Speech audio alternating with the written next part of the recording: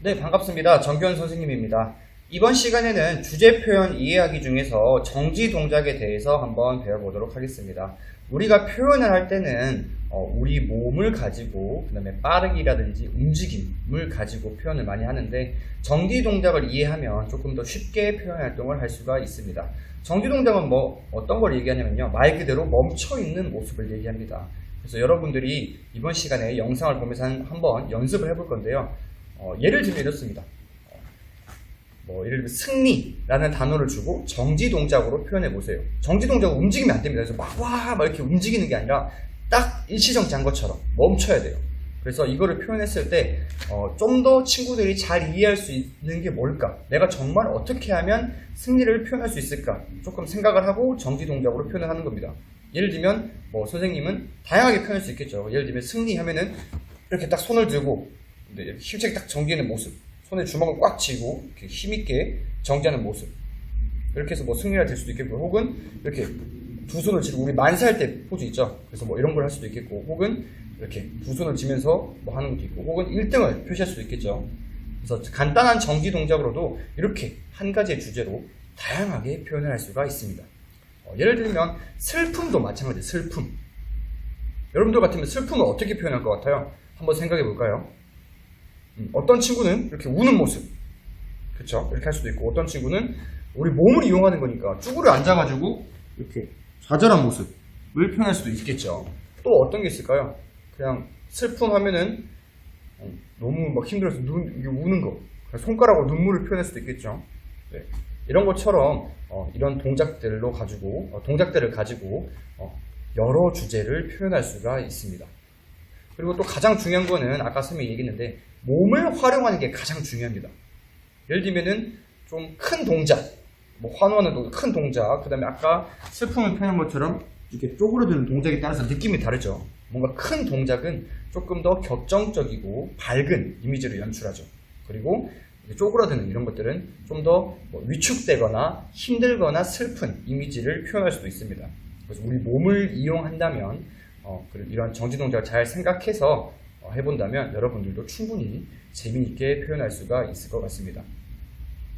하나만 더 예를 들어주면 작년에 이제 선생님이 친구들과 했던 건데 주제를 서로 정해주고 그거를 표현해보라고 했는데 재미있는 것들이 많았어요. 예를 들면 미용실 같은 거.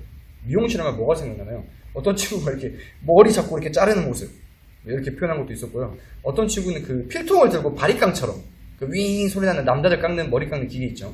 그래서 필통을 이렇게 친구 머리에다 이렇게 딱 대는 모습 이런 것도 했는데 이런 것처럼 정지 동작으로도 많은 표현들을 할 수가 있습니다. 그래서 오늘 영상을 선생님이 이렇게 짧게 설명을 했는데 집에서 혹은 학교에서 이제 좀 하기 힘드니까 친구들과 그렇죠. 그래서 집에서 한번 해보면 좋을 것 같습니다. 여러분들이 표현하고 싶은 것들, 예를 들면 감정, 쉬운 주제들 감정, 그 다음에 동물, 그 다음에 탈 것, 물건 이런 거 있죠. 그래서 이런 것들 자동차 표현하는 거 있죠. 탈 것, 물건 이런 것들을 주제를 정해서 동생이 있으면 형, 누나, 언니, 오빠 동생들이나 자기 형제 자매가 있으면 같이 해봐도 좋고요. 아니면 부모님과 이렇게 정지 동작을 통해서 한번 표현 활동을 해보면 좋을 것 같습니다. 물론 게임식으로 해도 됩니다.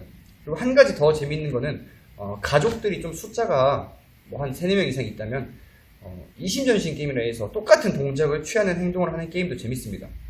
예를 들면 야구 그렇게 하면 어떤 친구는 이렇게 치는 동작을 할 수도 있고 어떤 친구는 투수 던지는 동작을 할 수도 있겠죠. 그래서 야구 주제를 주고 시간 5초 줍니다. 5, 4, 3, 2, 1 하고 자, 하나, 둘, 셋 했을 때 그 사람들이 다 똑같은 정지 동작으로 표현을 하는지 이렇게 해서 팀전으로 게임을 하면 참 재밌습니다. 사실 학교에서 하면 좋은데 코로나 때문에 조금 제한이 있죠. 그래서 만약에 가능하다면 교실에서도 이렇게 거리 두기를 하면서 좀 떨어져 서가지고 주제를 하나 던져주고 같은 동작을 해가지고 같은 동작을 누가 더 많이 하나 이렇게 게임해도 정말 재밌는 표현 활동이 될 것 같습니다. 네, 그래서 오늘은 이렇게 간단하게 정지 동작을 알아봤고요. 다음 시간에는 움직임 동작을 알아보겠습니다. 우리가 이제 정지해서 표현하기는 조금 한계가 있죠. 그래서 기쁨을 표현할 때도 이렇게 했을 때 사실 이게 기쁨인지 아니면 힘내자라는 의미라는지 좀 헷갈리잖아요. 그렇죠? 근데 기쁨을 하면서 이제 조금의 소리를 이용하고 움직임 와 이렇게 움직임과 소리를 한다면 조금 더 실감나게 표현할 수가 있습니다. 그래서 다음 시간에는 움직임 동작을 통해서 표현 활동을 하는 방법을 배워보도록 하겠습니다. 지금 코로나 기간 때문에 사실 친구들과 해야 되는데 이렇게 혼자서 혹은 소규모로 할 수 있는 활동을 안내합니다. 그래서 잘 기억했다가 나중에 학교에서 즐겁게 표현 활동을 해보면 좋을 것 같습니다. 자, 그러면 다음 시간에 만나요. 안녕.